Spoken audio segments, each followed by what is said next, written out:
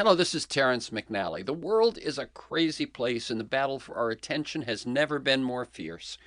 Here are two conversations that speak to the challenges we face.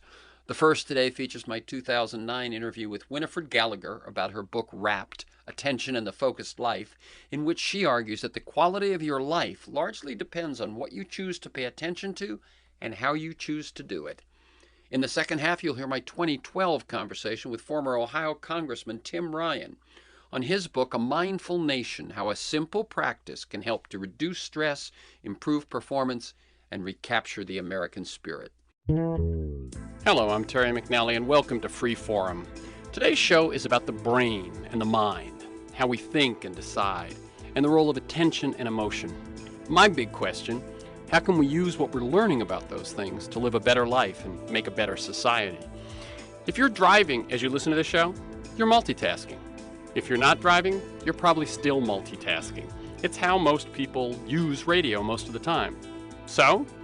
Well, in her new book, RAPT, Attention and the Focused Life, today's first guest, WINIFRED GALLAGHER, argues that the quality of your life largely depends on what you choose to pay attention to, and that, quote, this is a quote from WINIFRED GALLAGHER, multitasking is a myth. You cannot do two things at once. The mechanism of attention is selection. It's either this or it's that. So we'll explore questions like that, as well as can we train our focus, and what's different about the way creative people pay attention? Why do we often zero in on the wrong factors when making big decisions? And we'll look at how what she's learned about attention and focus can help us in our daily lives. Our second guest, Bernie Horn, has worked on politics and public policy for 30 years, and he's tired of the millions of Americans who favor progressive policies but end up voting for conservative philosophy. Horn calls these folks persuadables, and he believes they're more interested in philosophy than policy, and that they make choices depending on how political questions are framed. His answer: develop a simple, clear, consistent, progressive philosophy that's in sync with progressive policies. We'll talk about that, and we'll explore questions with him like, how do we change public opinion in the U.S. on single payer or the war on drugs, and in California on Prop 13 and the two-thirds vote for budgets? And how do we hold Obama's feet to the fire on some of those issues and on his pro-Wall Street take on dealing with the economy? Oh, and I'll give you this right at the top, a big tip from WINIFRED GALLAGHER. This is based on neuroscience. She recommends starting your workday by concentrating on your most important task for 90 minutes. At that point, your brain may need a break. But don't let yourself get distracted by anything else during that first hour and a half, because it can take the brain 20 minutes to reboot after an interruption. On Freeform, we explore the lives, the work, the ideas of individuals that I suspect have pieces of the puzzle of a world that just might work. We look at new, innovative, and provocative approaches to business, environment, health, science, politics, media, all based on the fact that I believe we can do better, and I want to find out how. WINIFRED GALLAGHER's books include Just the Way You Are, How Heredity and Experience Create the Individual, The Power of Place, How Our Surroundings Shape Our Thoughts, Emotions, and Actions, House Thinking, Working on God, and perhaps to prove that not all her writing is quite that serious, it's in the bag, What Purses Reveal and Conceal. Welcome, WINIFRED GALLAGHER, to Free Forum. I'm very happy to be with you. But, as I'm reading through your list, and I go, God, place, this, and then purses. Okay. Well, that was my one girly book, and I enjoyed it enormously. I like listeners to get a feel for the people behind the work and the ideas that we talk about. Now, I just read that list of your books. You've written about place, home, God, purses, and so on. How did you become a writer, and how do you choose your topics? I think I'm one of the luckiest people in the world in that I get to think of a question that really absorbs me, and then I get to call up some of the smartest people in the world on that subject and ask them what they think about it. It's always just knocked me out that you can actually get paid to do something so cool. And certainly attention is one of those subjects. Since I've been a little kid, I've been interested in attention and aware that it was a very, very powerful tool that we often don't use, as you say, to make kind of the best possible life you can have. I think attention is a very important way to do exactly that, as a matter of fact. So in terms of writing about it, though, it took a kind of a what psychologists mildly call a negative event 5 years ago, I came down with a very nasty and aggressive case of breast cancer. And that experience made me see how important it is, especially when you're facing a so-called negative event, to choose very carefully where you're putting your focus. Mm-hmm. Talk a little bit, you do talk about it in the book as well. Talk about a bit about that decision and how well it did. Yeah. Rather astonishingly quickly after I got the bad biopsy from hell news, I was walking to the subway on the way home and thinking how I was going to have to break this news to my family. I have 5 kids and a husband. And I saw with a kind of an unusual clarity that this negative event, this bad news, this illness, wanted to monopolize all of my attention and very easily could if I let it. And that one way I was going to cope with the very real situation was to do some research, get the best medical team I possibly could find to sort of take care of my body, and then spend the rest of my time moving forward with my life. And as I say, I had this intuition almost immediately upon getting the diagnosis. And 7 months later, after 4 chemos, 15 hours of surgery, 4 more chemos, and 6 weeks of daily radiation, I was really amazed at how well it had worked. I was able to, most days, work on the book that I had contracted to deliver on time, take care of my kids. The youngest were twins who had just that very week started high school. Do my Christmas shopping, have friends over for dinner, keep up my 20-year yoga practice, and just generally, whenever possible, attend to my life. And I think that I can't say whether this had anything to do with my prognosis. I mean, here I am 5.5 years later, but I can certainly say that it was a very productive and meaningful time in my life, and I attribute it to that choice of just gently switching my focus whenever I felt it drifting off back onto moving forward with life. Mm-hmm. Very good. And how are you doing now? Very well, thank you. Good. So that really, I mean, it was striking when I read that in the book that's what led you to it. That very often there's a crucible of experience through which we learn and change. Yeah, well, we evolved. It's not an accident. We evolved to pay more attention to negative events, to worrisome thoughts and feelings, than to positive ones, for the very good reason that the discomfort and distress that they cause is meant to prompt us to do something about the underlying situation. So if you're worried about your sick child, your anxiety causes you to call the doctor. If you have a fight with your friend, the upset you feel causes you to make amends. If you witness injustice, the anger you feel causes you to protest the injustice.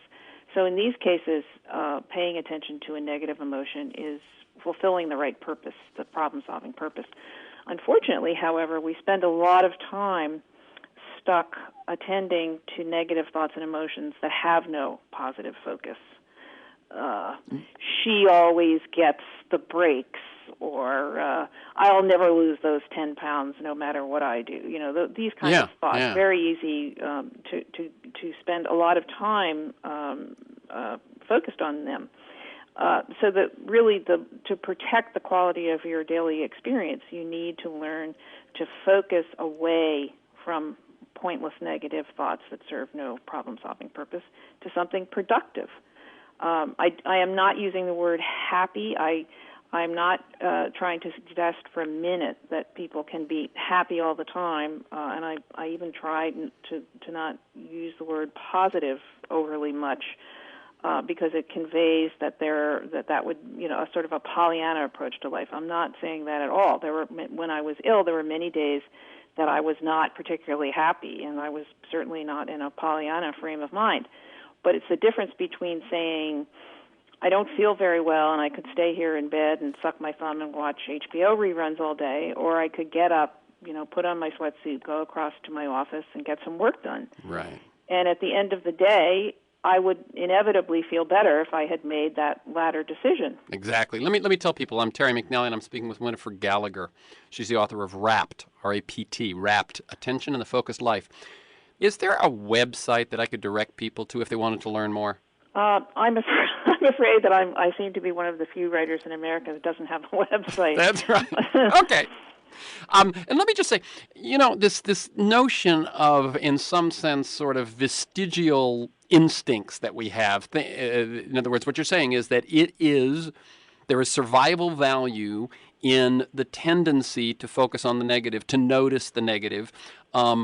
And I've looked at other things, like, in other words, how are we going to deal, and I know this ends up being a topic within your book, how are we going to deal with things like climate change, the end of peak oil, things like that, when we've evolved to react to immediate stimuli, a crash of thunder, or the roar of a lion, and not far off conceptual abstract things. So we have this instinct that served us in a world where everything was tangible and about survival, and now we live in what is, to a great extent, a symbolic world of thoughts and impressions and all.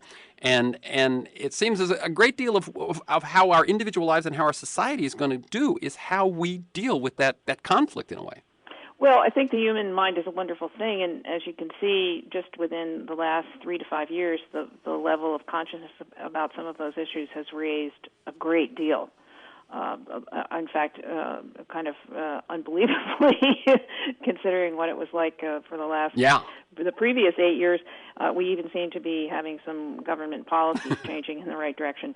So I'm certainly not at all hopeless about that. I think a point that you bring up here that's very important is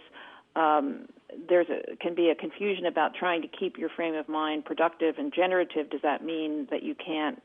What about problems like torture at Guantanamo or the state of our supermax prisons or other very difficult and painful subjects? Am I suggesting that you focus away from them? No, indeed.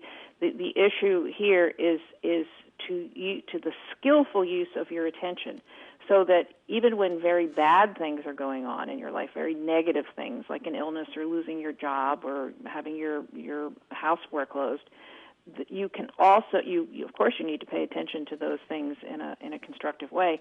But there also can be very beautiful and meaningful things going on in your life at the very same time. And the trick is to pay attention to both things appropriately. I think we had a very sad. While I was traveling around out west a few weeks ago, we had a very sad example of this in David Kellerman, who was an executive at Freddie Mac, the insurance mortgage corporation. Was apparently so consumed with his feelings of remorse about how badly that enterprise was doing and how many people were losing their homes. He was barely coming home to change his shirt, just 24/7 working on this terrible economic crisis. And until the whole world must have seemed that it was nothing but that awful abyss to him, and he went home and hung himself in his basement. And I think, there are a lot of people going through very difficult times in the country right now, but, he somehow, I don't mean to in any way judge his action. We can never know what was going through his mind, but he had a wife, a beautiful little daughter. He was a young, healthy man, a lovely home. Somehow all of that, he was so intently focused on this crisis that he lost touch with the other things in his life. So it's not the real effort is the skillful use of your attention. And as you said, not to ignore what might be termed negative, but to focus, as you say, you say repeatedly, appropriately, to those ways that can make you productive, that can help you find your way out of a forest if you're trapped in it, rather than keep going in circles. That's right. I think this is one of those books, by the way, that has some big ideas and a lot of really tasty nuggets, of little things. And I realize as I'm was reading it, I could go, well, we could talk about that, we could talk about that, we could, and we're not going to have time. So we're going to talk about some of the big ones, and then if I have time at the end to shoot you some of the little quirky questions that occurred to me as I was reading it. But Sure. first of all, how do you define attention? Attention is the brain's ability to select a focus. It's only in the last 10 years or so that scientists have figured out what happens when you pay attention in the brain. When you focus on something, your brain kind of photographs, enhances that sight or sound or thought or feeling, which actually then becomes part of your reality, part of your kind of mental album of the world, if you will, which means that it can affect how you feel. That's why it's so important that you choose carefully. You don't want to say this project is too hard for me. Rather, you want to say I'll give it a try, because that's the thought that's going to become part of your reality. Oh, so one point, by the way, in what you just in the example you just used, is that attention obviously is not just into the outside world, but also to the interior. Absolutely. It's your world, internal and external. So it's not just sensory information coming in from the outside world. It's all your thoughts and feelings. Mm-hmm. We have two ways of paying attention, which are really very sophisticated, but I think we sometimes don't realize the full potential of the second way. First of all, we have what scientists call bottom-up attention. This means that you will, without trying, you will involuntarily focus on something very salient or compelling that happens in your environment. For example, if you smell smoke, if you hear a crack of, if you see a flash of lightning and hear a crack of thunder, flashing red lights, a loud scream, a siren. A siren. You don't have to think about whether you're going to pay attention to that. You will. Nature ensures that you will. But we also have what's called top-down attention, and this is a voluntary form of attention. So if bottom-up attention asks, if bottom-up attention asks, what's the most important thing going on here, the most obvious thing to focus on, top-down attention asks, Terrence, what do you want to focus on? Mm-hmm. And that's our tool for controlling our experience. So that even if there is some noise out in the street, if you have a report to write, you can say, I'm going to shift my attention from that noise out on the street and focus on my report, and you can do that. Mm-hmm. I'm Terry McNally, speaking with WINIFRED GALLAGHER about attention, focus, and her book, RAPT, Attention and the Focused Life. You say that multitasking is a myth, and I quoted you at the top that it doesn't exist. But I know that, for instance, as I said, your book is popular on Audible.com. Now, my guess is people are doing something else. I developed a habit. I lived in a house with 6 kids, 5 other kids and my parents and so on, and I developed a habit as a child of listening to music while I did my homework, mm-hmm. while I read, and I have kept that habit, throughout my life. My sense was that it was actually helping me because it was filtering out things that would distract me with one thing. Right. Talk about this multitasking and the kinds of gimmicks that we use. All right. There are a couple of questions there.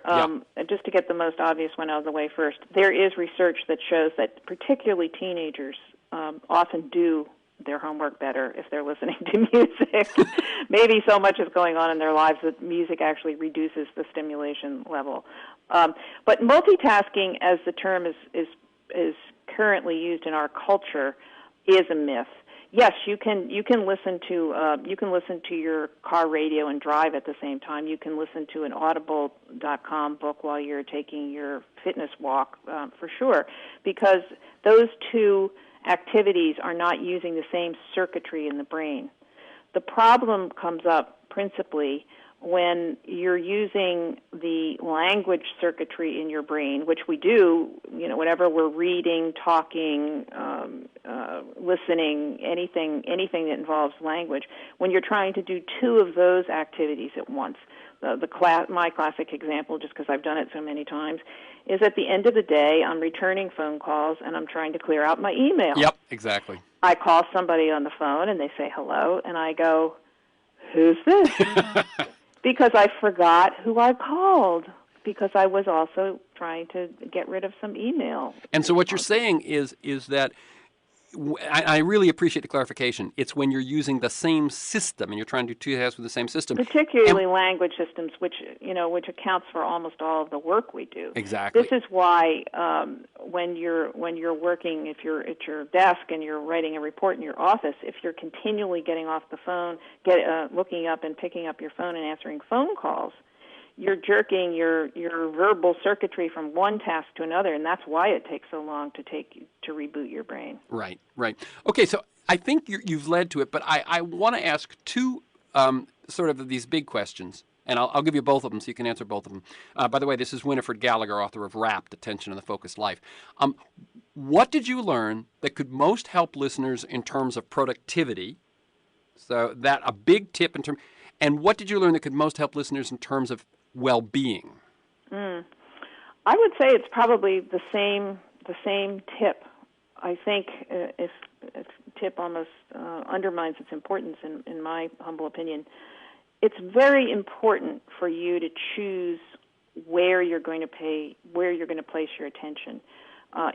When you're conscious, whenever you're awake, you are attending to something all the time. And if you don't choose what you're focused on, something or someone will choose it for you.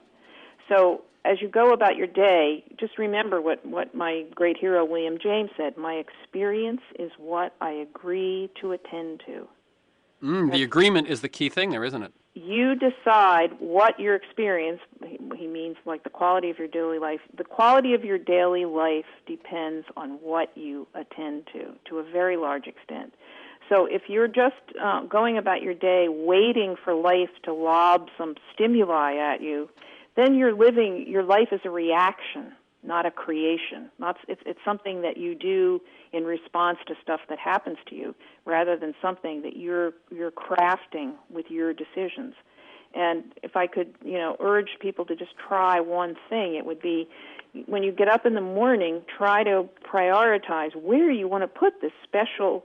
I think of attention now as mental money. Mm-hmm. We have a finite amount of attention to last us our whole lives. Where are you going to invest that mental money? You should be as careful with it as you are with your greenbacks. Yeah, and time is money, and time is attention. And time and attention are so closely. They're the same. Yeah. And as several researchers have pointed out to me, what is the first thing that very, very, very wealthy people do when they acquire money? They start flying on jets, and they start taking charge of their time. They don't spend time waiting in line. They delegate. Yeah.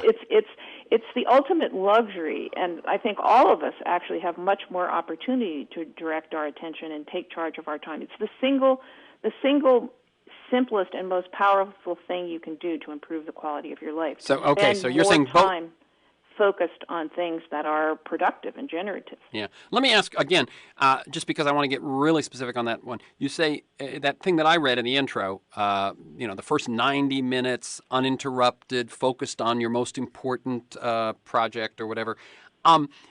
In your experience or what you've learned, this is going to sound crazy, but I'm trying to make it really practical. You can do breakfast, meditate, exercise first, look at the newspaper, and then sit down and spend your 90 minutes? I mean, is there something about the brain having to be fresh?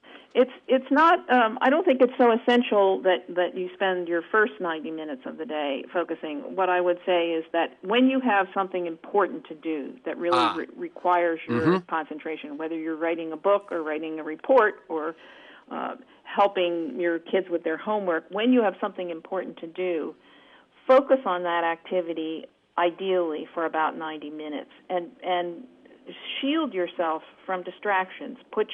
Turn your machines on auto pickup. I've disabled the little "you have mail" voice on my computer. I don't want I never turned it on. telling me when I'm going to read my email. I'll decide when I'm going to read my email. I often think I have a lawnmower. I don't let my lawnmower tell me when to cut the grass. So Right. why should I let my BlackBerry tell me when I have to stop doing what I'm doing and do Winifred, something else? what's so sort of confounding about that is that the great one of the great things about email is that it does allow you to respond on your own time. I mean, when we used to deal with phones, it was like we had to get them while they were there. Now we can email what we want. We can read when we want. We can respond when we want. And yet, I think you're right. We become addicted to it even so. Yeah, I think addiction is if I had it to do over again, that's something that I would pay more attention to in the reporting for the book. I think that we, in a very real sense, we evolved to be very attracted to novelty, to what's new and what's fresh, for the very basic reason that back in the days when we were hunters and gatherers, we were likelier to make dinner out of something that was new on the scene than something that had been around forever. Right. So we do crave novelty, and I think these electronics supply it. Yeah. And I know one thing you said is, why look for what new email have I gotten until you finish responding to the ones you even say, it might have been, something important that you've got to respond to, and yet we're still drawn to, let me check the new ones while those still sit there. Let me finally, if I may, we've got about a minute and a half. Could you talk a little bit about flow, which is, I think, related to attention? Sure. Attention is not just a great tool to make you more productive. It's a great way to improve the quality of your life and make it more enjoyable. Whether you want to call it peak experience or flow, a lot of research has now shown that when people feel they're functioning at their best, they're really enjoying themselves. They say, "Gee, where did that time go?" Or, "Gosh, I was born to do this activity." That what they're involved in, they are totally focused on an activity that is both challenging and enjoyable. So as opposed to like lying on the couch watching HBO reruns, they're doing something that is requiring their skill at a level that they're just about able to match. There's a close match between the demand of the activity and their level of skill. So this is why people so much enjoy playing playing tennis with a perfectly matched partner, or playing chess, or working on a difficult piano piece that's really sort of pressing the limits of your ability to play. Skiing, doctors, surgeons, when they're operating, flow as much as those people who jump out of airplanes with parachutes. I don't know what they're called, but attention is really makes life worth living. It's not just something that makes you more productive. It's the sweet mystery of life. Yeah, when we're talking about flow, we're talking about the work of Mihai Csikszentmihalyi, and I highly recommend his work, especially The Evolving Self, which is my favorite book of his. But just so that I can help listeners just quickly, he says when you have clear goals and feedback and that stretch, that tension between skill and challenge, that's your most likely to experience flow. And my suggestion is, in addition to focusing your attention from the top down, as Winifred's been talking about, is to try to set your life up where as often as possible you have those flow conditions as well. And life it'll be the same life, but it'll feel differently. Absolutely. Thank you very much. Thank you very much. Okay. I enjoyed talking with you. Okay. Again, the book is RAPT, Attention and the Focused Life. I've been speaking with WINIFRED GALLAGHER. Please keep up the good work. This is Terrence McNally. In the second half, you'll hear my 2012 conversation with former Ohio Congressman Tim Ryan on his book, A Mindful Nation, How a Simple Practice Can Help Us Reduce Stress, Improve Performance, and Recapture the American Spirit. Hello, I'm Terrence McNally. Welcome to Free Forum. Are you feeling stressed and anxious these days? In addition to whatever personal challenges you might face, are you worried about the economy, jobs, housing foreclosures, justice, fairness, wars and threats of new wars, climate change, environmental pollution, and our failing education and healthcare systems, and finally the domination of democracy by huge corporations and the super rich? Well, so am I, and so is today's guest, Ohio Congressman Tim Ryan. He recognizes all those concerns, and he offers a radical solution. Radical in its original meaning, of having to do with the roots of things. He's written a book, A Mindful Nation, How a Simple Practice Can Help Us Reduce Stress, Improve Performance, and Recapture the American Spirit. Ryan has a daily practice of mindful meditation, and now he's advocating that the spread of similar practices could help heal us, not just as individuals, but as a nation. And his book is filled with examples of how mindfulness is being successfully applied in education, in healthcare, even in the military. Imagine a mindful congressman who imagines a mindful nation. On Freeform, we explore the lives, work, and ideas of individuals that I suspect have pieces of the puzzle of a world that just might work. We look at new, innovative, provocative approaches to business, environment, health, science, politics, media, culture, all based on the fact that I believe we can do better, and I want to find out how. Tim Ryan is currently serving in his fifth term representing Ohio's 17th Congressional District, and he was first elected at the age of 29. He's a member of the House Armed Services Committee, the House Budget Committee, co-chairman of the Congressional Manufacturing Caucus, and co-chairman of another caucus that has to do with addiction and recovery. And Congressman Ryan has a daily mindfulness practice, as I said, and is the author of A Mindful Nation. Welcome, Tim Ryan, to Pacifica and Free Forum. Hey, great to be with you. Thanks for that nice introduction there. Okay. I like listeners to get a feel for the people behind the work and the ideas that we talk about. So can you share briefly your path to the work that you do today? Feel free to note mentors, turning points, moments of decision, and not just about mindfulness, but how you chose to, go into public service, become a congressman, and how, the mindfulness piece fits into that.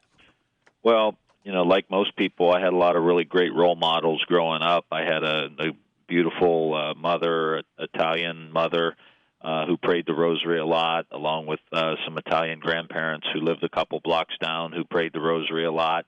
And they were just committed people. My grandfather was a usher at church, Our Lady of Mount Carmel Church in Niles, Ohio. My grandmother was a part of the Rosary group. My mother helped out at the festivals and at the school, and a lot of activism, a lot of volunteerism, primarily through the church and my grandfather's union. He was a steel worker and really grew up in an environment where, by watching those role models, they showed us, my brother and I, on that it's about caring about other people. It's about helping other people. And, spent some years in Catholic school, and at one point had a priest, Father Crumley, teach me centering prayer. Really? And that was where kind of the real meditative side started. On and off, flirted with different kinds of meditation since then. And ultimately, come from an older industrial area that was pretty hard hit economically, a lot of corruption many years ago, and I just kind of rolled the dice and thought, I wanted to serve and saw politics as a real opportunity to do that, more at the local level, quite frankly, than the national level.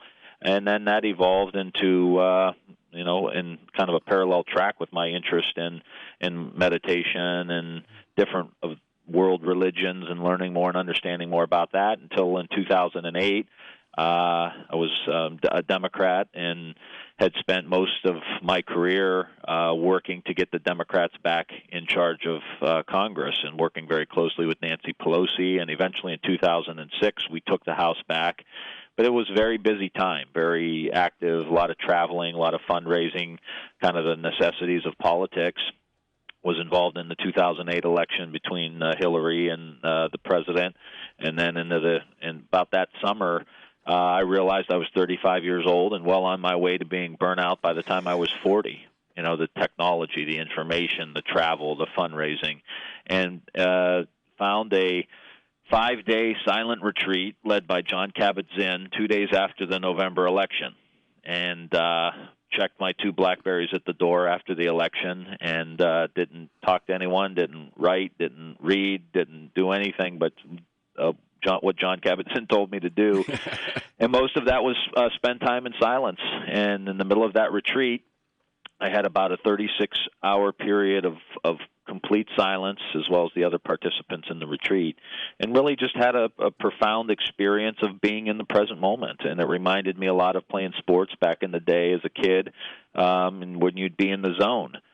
And thought, this needs to be in schools, this needs to be in our healthcare system, someone needs to teach this to every kid in America, and went on a journey. Met John after the retreat, and he sent me on a journey to meet the scientists, the educators, the healthcare practitioners who are implementing mindfulness.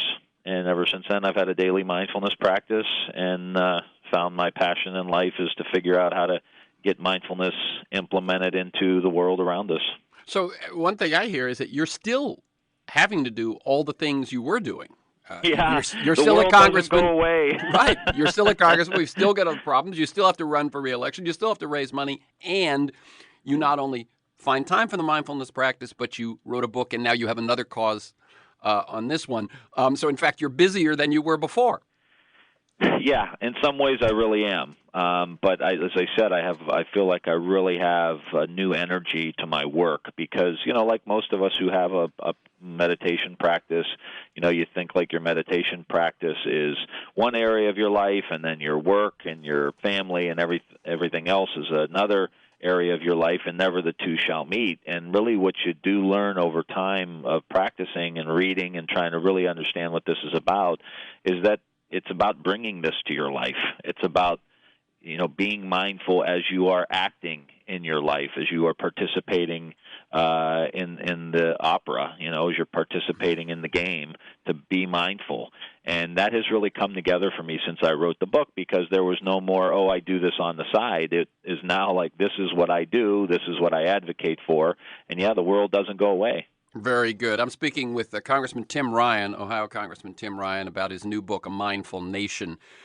Tim will be appearing Monday, June 4th, tomorrow night, 7:30 a.m. at the Broad Stage in Santa Monica. And for tickets and information, go to Insight LA. That's one word, insightla.org, and check special events. Okay, how did the book happen? Well, I went on this journey that John Kabat-Zinn sent me on to meet the scientists, the healthcare, and the workers and the educators. And as I went and traveled the country and met them, I was just so impressed and inspired by the work that they were doing.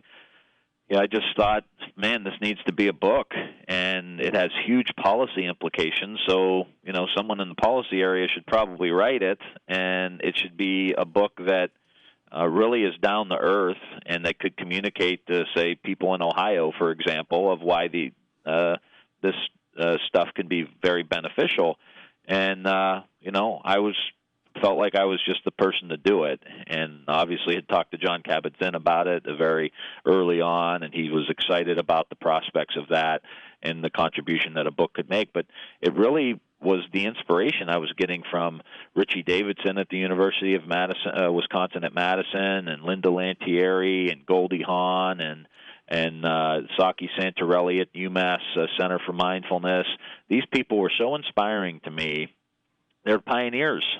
They are pioneers of, I think, what can completely transform our society as we continue to get mindfulness out. And I just had to write the book and get a platform to be able to talk about this in a really down-to-earth way. Yeah, one of the things I really like about your book, Congressman Tim Ryan, is that I have a mindfulness practice, and I've had John. Actually, we'll talk about this when we get to schools, but I had John and Mila on when they did Everyday Blessings, the mindful parenting book, which was just a real treat, and have had him on since. Sharon Salzberg, Jack Cornfield, Richie Davidson, all these folks. And all the all-stars. Yeah. And one of the things I like about your book, because I've looked at all of them, is you really spell out, maybe not more than all of them, but more than most of them, what's happening in this program and this program and this program. And then you have that wonderful list of resources in the back that tells people where they can go to learn more. And that's what I think is a wonderful. I mean, it's a fairly short book. What is it? 220, something like that? Yeah, something right around there. Yeah. I mean, so this is not a big tome to pick up, but in addition to your own personal experience, in addition to your advocacy in it, you also take us to people who are working with schools, people that are working with hospitals, people that are working with the military, et cetera, and one by one, and as well as the scientific experiments. So I really praise you for that. Let me ask you about this. What has been the reception among, first, your colleagues in Congress and then your constituents? Well, it's really interesting. I must say, we had two of my colleagues, Congressman Joe Crowley from New York and Congressman John Larson, had a book party for me last night, and we had many members of Congress come in and out with a real genuine interest of what this was about, asking me questions. And since the book has come out, there's been articles in Politico, for example, a D.C. kind of Capitol Hill newspaper. We did a talk here in Washington. Book Notes or Book TV did something on C-SPAN.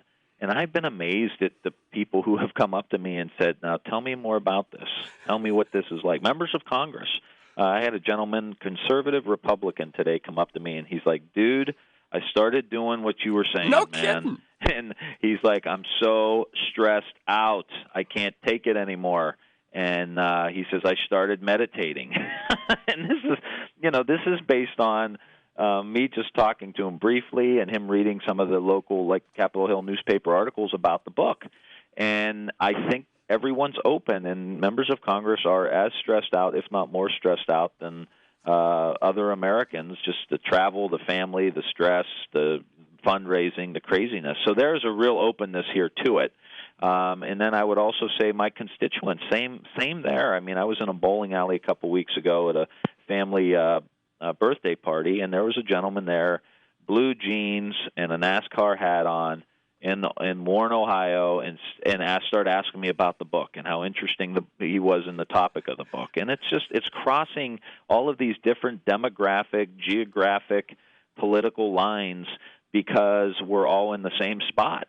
Yeah. And I think one of the things also is that you yourself are an unlikely, if you will, an unlikely person to write this book. And so I think the unlikely interested other person looks and says, well, if that unlikely person it's made that much difference and he's that convinced, maybe it's something for me too. Yeah, exactly. I mean, it's just who I am. I'm a 6'4", 220-pound former quarterback from Ohio. Yeah. It's Catholic, and a Rust Belt Democratic politician who grew up in an Italian community at the Italian festival, and my just check every box.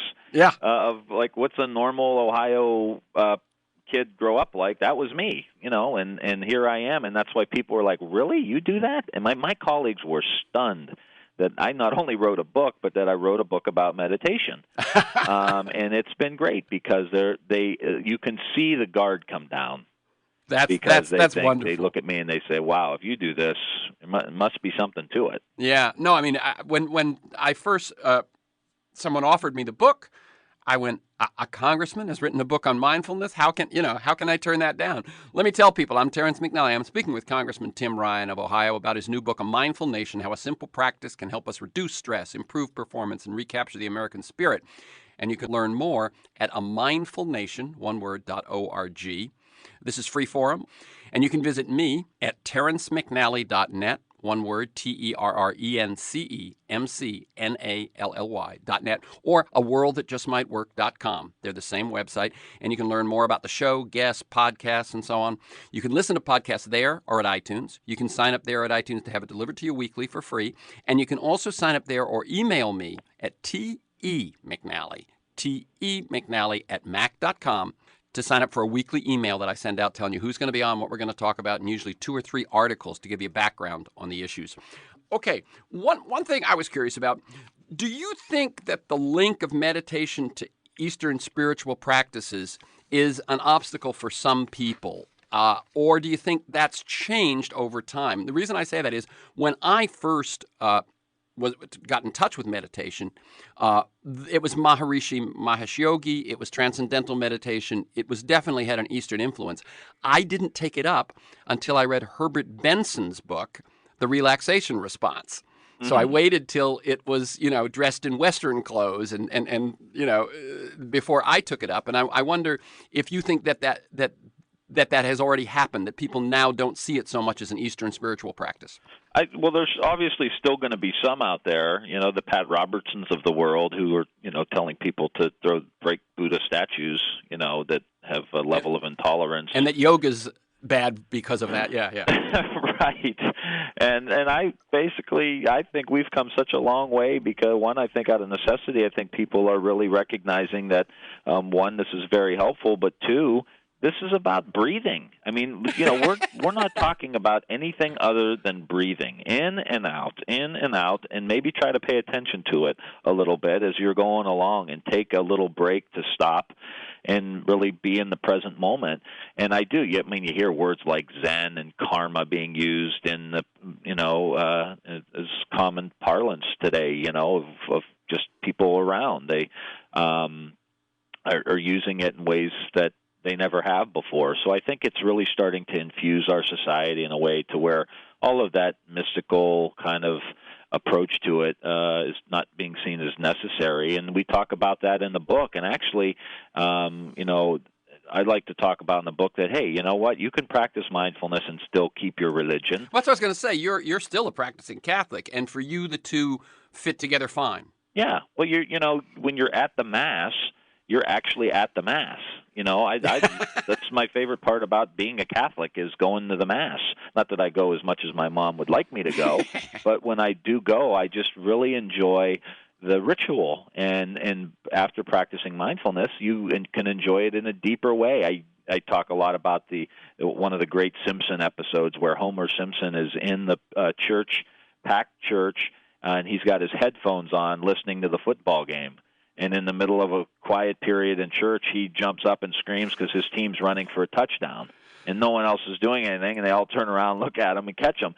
And so I ask, are you at church or are you listening to the football game? And with mindfulness, if you're at church, you'll be at church. If you're praying the rosary, you'll be praying the rosary. If you're at the ritual, you'll be in present for the ritual. There's no reason why it has to not be that way and why you can't bring mindfulness to that particular religion. Very good. And now what you're saying there is, what it does is it doesn't take you somewhere else. It takes you where you are. Right. And it brings you home where you are. One of the things I really remember when I first read and interviewed John and Mila Kabat-Zinn's book, and by the way, for listeners, if that Zinn sounds familiar, Mila is Howard Zinn's daughter, that it's about seeing your children. It's about hearing your children. It's about being present with your children. Now, you tend to take that and say this could have an effect not just within our families, but in our whole nation. How is it you see that happening? Well, it's a blossoming. It's not a magic wand.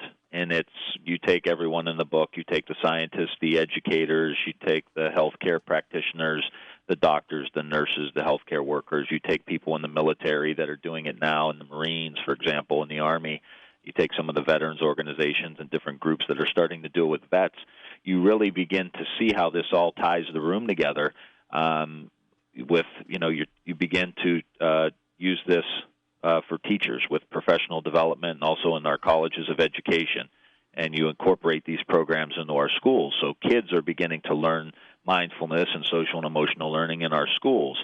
We start to train our doctors and our nurses through the schools and the professional developments and the CLEs and the different things that they have to get recertified. You begin teaching them mindfulness so that doctors are not immediately prescribing medication. They're first saying, okay, now what's going on with you? Why don't you try practicing mindfulness? Here, I'll teach you how. Do it for 15 minutes a day in the morning for 2 weeks, and then come back, and if you still have high blood pressure, then we'll talk about medication, but it won't be the first thing we do. Then you talk about, so now the doctor's teaching the patients who may have a kid that's in the school, with the kid learning it at the school, and then it's incorporated in the after-school programs, and the summer school programs, and the summer camps like they're doing out here in Bethesda, where Tara Brock's doing a program.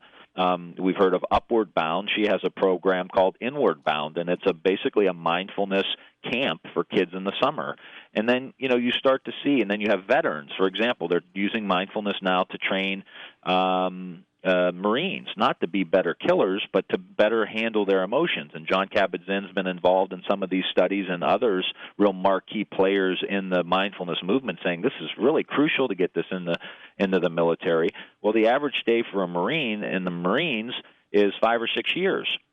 So they can learn mindfulness and then go back to our communities. And then there's all these teacher integration programs for people in the military. You begin to see how these seeds can continue to get planted, and over, I don't think that too long of a period of time, 5 or 10 years, people will be slowing down and being more mindful. And I think that will change the way we address the issues you talked about at the very beginning of the program, this huge gap, this huge issue of inequality in the United States, the poverty issue in the United States.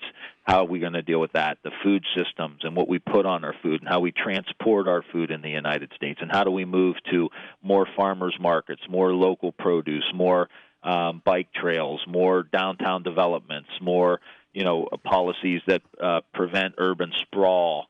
How do we redesign our cities? How do we do manufacturing in a more energy-efficient way? How do we have policies that move us towards more renewables? I mean, all of these things aren't going to happen until we all stop and say, what the hell are we doing right now?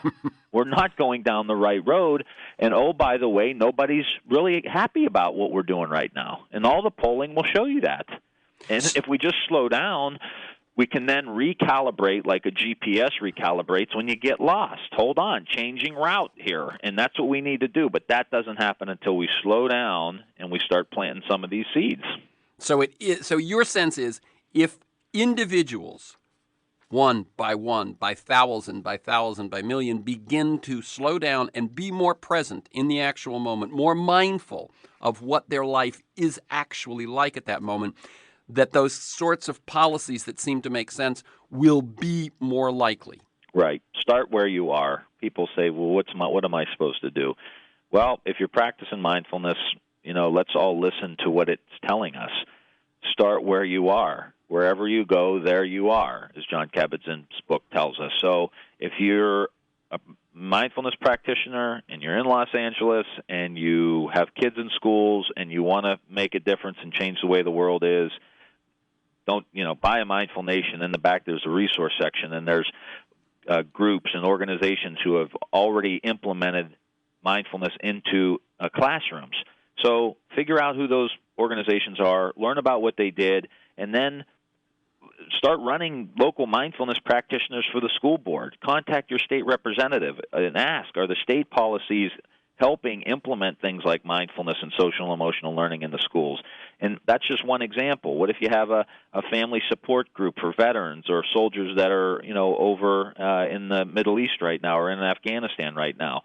Wherever you are, start something and start fertilizing it and start watering it and putting sunshine on it. And people are doing this all over the country, which was another reason why I wanted to do the book, because I think a lot of people involved in this work don't realize there are other people in other fields doing the exact same thing.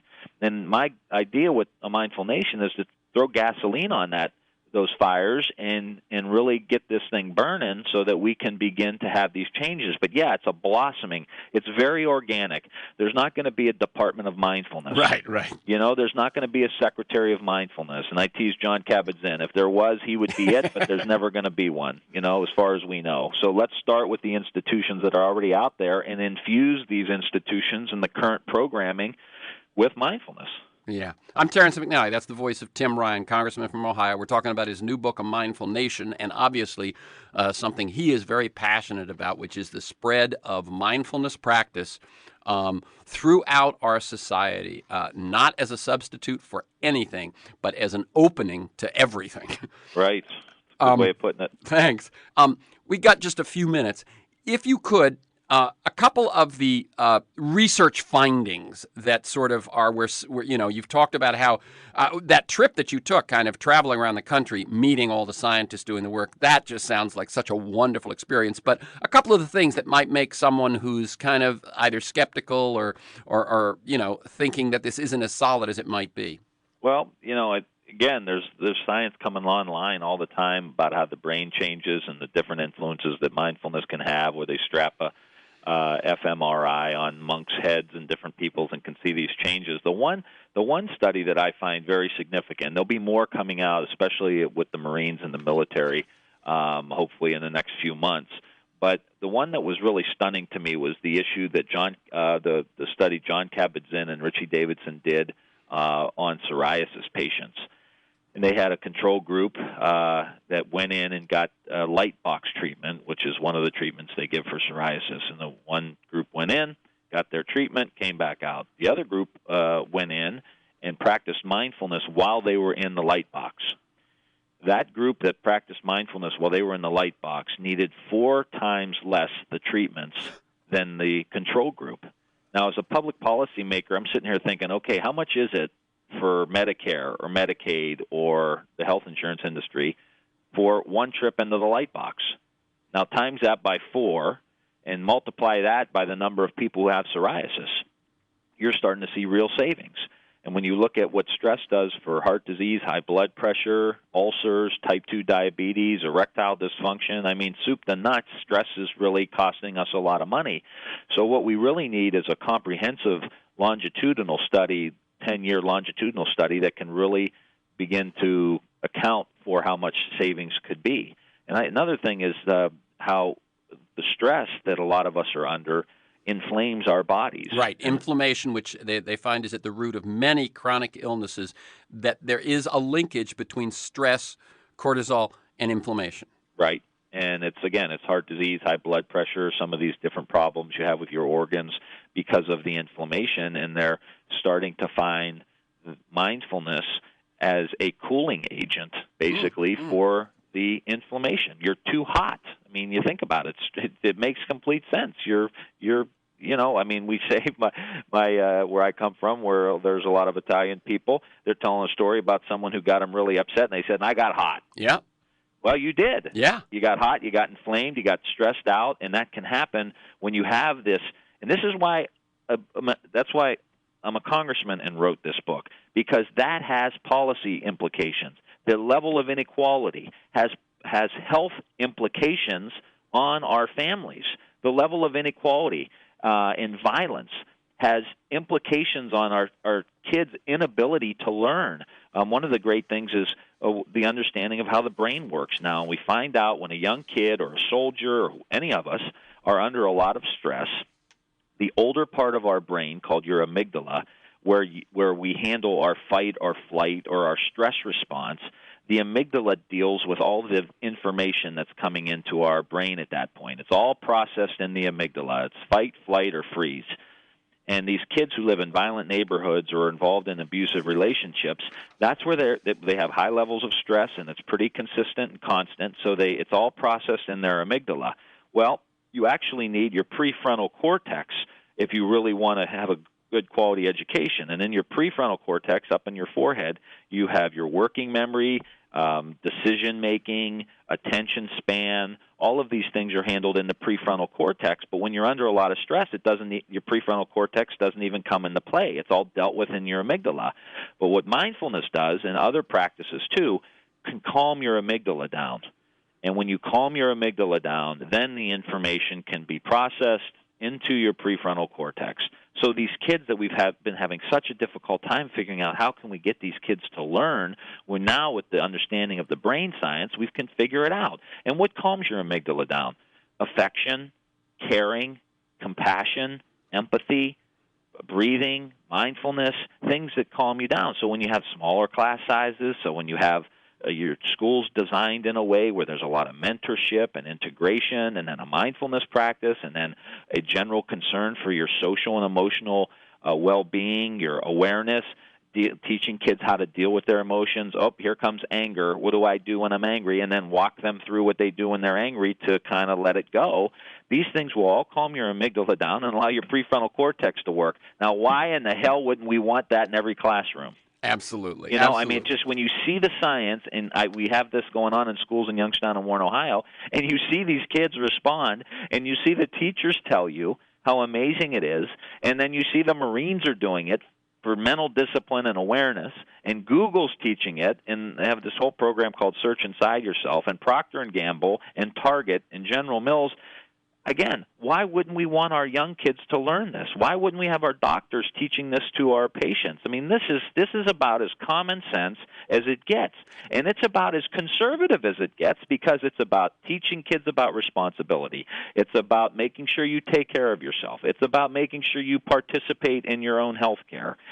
So it cuts across the political spectrum in such a beautiful way that I think it could lay the foundation for a real renaissance in the United States.